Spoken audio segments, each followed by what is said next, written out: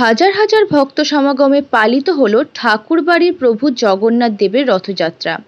স্বর্গীয় তান্ত্রিক আচার্য লক্ষ্মীকান্ত চক্রবর্তীর স্মৃতির রক্ষার্থে তাঁরই পুত্র বিশিষ্ট তান্ত্রিক কার্তিক চক্রবর্তী মহারাজের হাত ধরে প্রভু জগন্নাথ দেবের রথযাত্রার সূচনা হয়।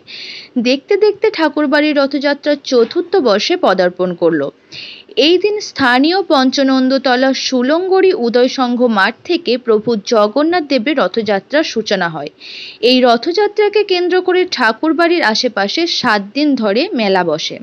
এই রথের মেলার বিশেষ আকর্ষণ পুরুলিয়ার ছৌ নাচ ও নদিয়ার পুতুল নাচ।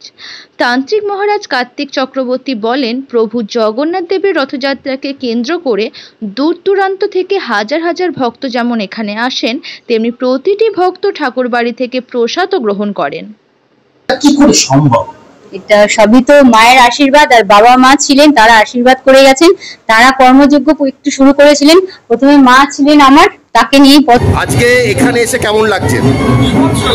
এখানে আসলে মনে হয় জগন্নাথ দেবের দর্শনই হলো।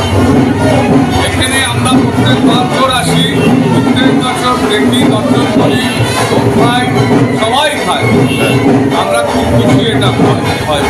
এই যে আজকে একই দিনে, আজকে যেমন বাংলায় যেমন জগন্নাথের পুজো হচ্ছে, অন্যদিকে দীঘায়ও কিন্তু আজকে মুখ্যমন্ত্রী মমতা বন্দ্যোপাধ্যায় জগন্নাথের আজকে রথ টানবেন, কি বলবেন? সব জায়গায় ওনারা ওখানে দিচ্ছেন, আমরা এখানে দিচ্ছি, কোনো অসুবিধা পুরীতে দিচ্ছে কেউ, আমরা এখানে আছি, এখানে থাকি, এখানে দিচ্ছি। প্রতি বছরের মতন এবছরও নিজ বাড়িতে একদম সুসজ্জিতভাবে জগন্নাথ দেবের আজকে পুজো হচ্ছে, কি বলবেন? একদম আজকে এই যে রথযাত্রার উৎসব ছোট্ট করে বলছি, আজকে 27 বছর পরিপূর্ণতা করে গোবিন্দ রথযাত্রা। তো এইটা আমার বাবা মানে অজয় সাহা, যিনি যেটা আরম্ভ করেছিলেন ছোট্ট একটি মানসিক পুজো থেকে পুজোর সূচনাটা হয়। ছোট্ট করে ইতিহাসটা বলি, ছোট্ট করে যেমন আমাদের একটা ছোট্ট সব বাচ্চাদেরই বা শিশুদের একটা আনন্দ থাকে, রথের দড়ি টানবো ছোট্ট, ঠিক সেরকমভাবেই আরম্ভ হয়েছিল এই একটা জগন্নাথ দেবের রথযাত্রা টানানো। তো সেইখান থেকে শুরু করে আমার ছোটবেলা থেকে, তো মানে না ভক্তিতেই মুক্তি, সেখান থেকে ওনার ইচ্ছেতেই আজকে 27 বছর পূর্ণতা পেল। আজকে 5 থেকে 50 জন, 50 জন থেকে 1000 জন হয়েছে। আজকে যে সত্যি কথা বলতে 1000 জনকে নিয়ে একসঙ্গে রথযাত্রার ওই বাড়ির উৎসবটা বলবো, এটা একটা বড় উৎসবে পরিণত হয়ে গেছে। তো এই 50 থেকে 100 জনকে নিয়ে যে আমরা করতে পারছি, সবাইকে একসঙ্গে মিলে রথ টানা, পুজো দেওয়া, এটাই তো আনন্দ, এটা একটি বড় ব্যাপার।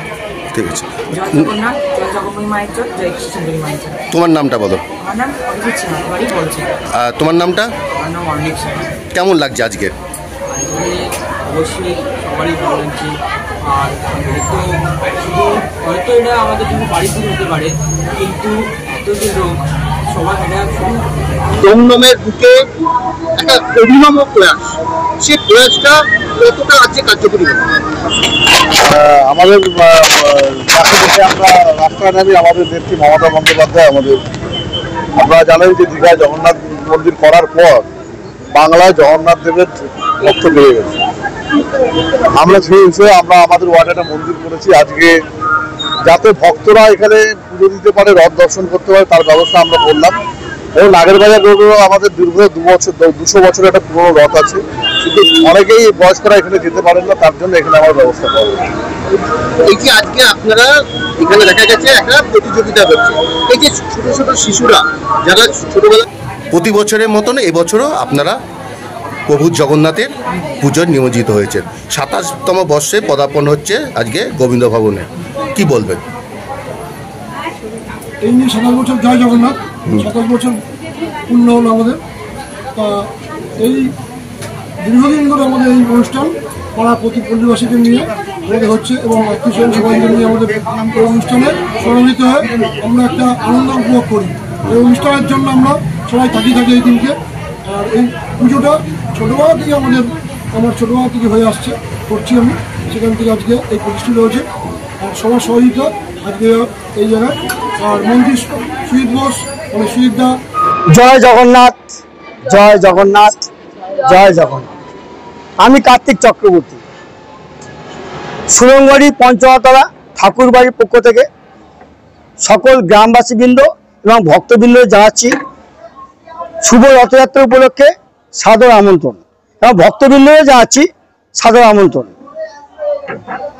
ভক্তের ভগবান, ভগবান ভক্তেরই হয়।